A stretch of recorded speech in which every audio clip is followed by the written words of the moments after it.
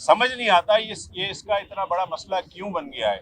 मैं हो गया में इत्तेहादी है, मुझे कह लेने दीजिए कि बनी गाला को भी रेगुलराइज कर दिया गया, उसको तो आप बड़े आराम से कबूल कर रहे हैं, लेकिन ये जिन्होंने अपने पैसे दे के खरीदा है, आप उनकी बात सुनने को तैयार नहीं है। आप पूरे पाकिस्तान के अंदर जहां पर भी इस तरह की गैर कानूनी चीजें हुई हैं उनके ऊपर जो है वो आपने कोई एक्शन नहीं लिया, लेकिन Nasla tower I don't know, पता नहीं क्या ये अना का मसला है, ये क्या मसला बन गया है।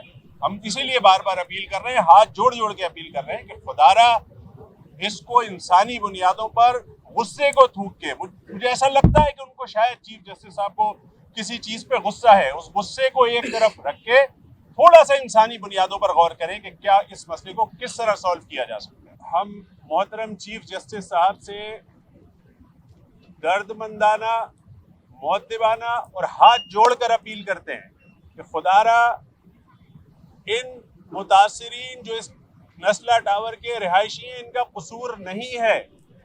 इन्होंने अपनी जिंदगी की जमा पूंजी लगाकर ये जगहें खरीदी हैं।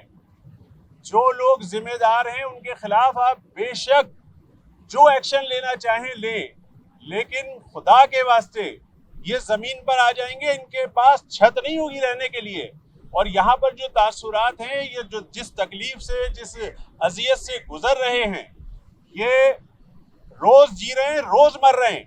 हर वक्त इनको ये धड़का लगा होता है कि ये किस वक्त आकर गिरा दी जाएगी बिल्डिंग। मोहतरम चीफ जस्टिस साहब, आप भी इसी शहर कराची से ताल्लुक रखते हैं। ये शहर कराची के रिहायशी पहले ही जुल्म की चक्की में पिस रहे हैं, पूरी तरह से पिस रहे हैं।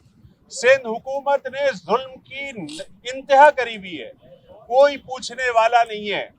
खुदारा इन पर रहम करें, ये कोई जिद नहीं कर रहे। आपने जो ऑर्डर किया है वो उस ऑर्डर को मान रहे हैं। आपने उस ऑर्डर के अंदर ये भी कहा है कि इनको फौरन कंपनसेशन दिया जाए।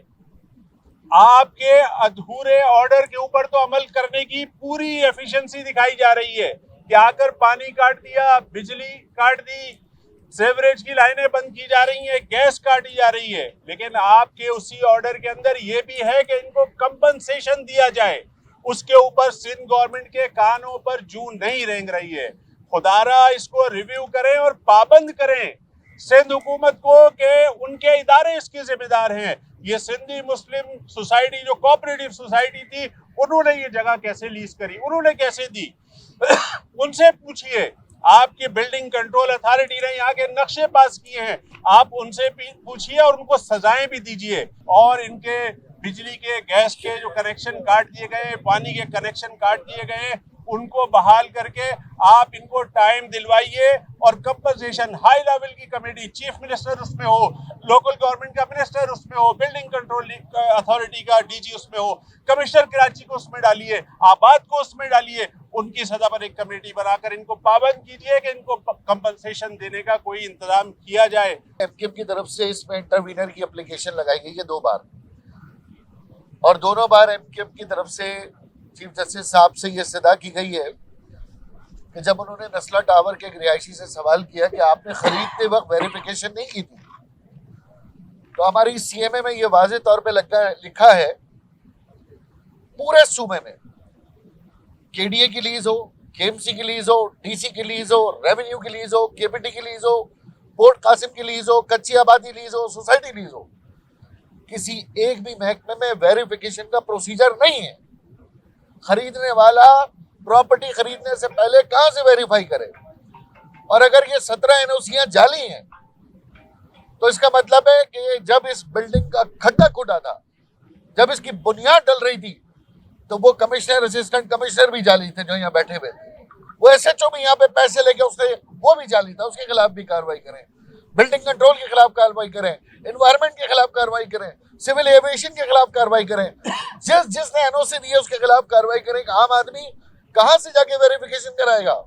या तो चीफ जस्टिस साहब सुप्रीम कोर्ट में कमरा बना दें कि भाई कोई भी प्रॉपर्टी खरीदी हो यहाँ से आके वेरीफाई करा लो। कहां से जाके वेरीफाई कराएगा आम आदमी? और अगर कवानीन पे अमल करामत करना है तो सिंध बिल्डिंग कंट्रोल का जहां कंप्लीशन प्लान नहीं है वो भी गिरा दिया जाए। मैं चीफ जस्टिस साहब से इस्तदा करता हूं, ये बम सिर्फ नस्ला टावर में नहीं, फिर तो पूरे कराची में गिरा दिया जाए।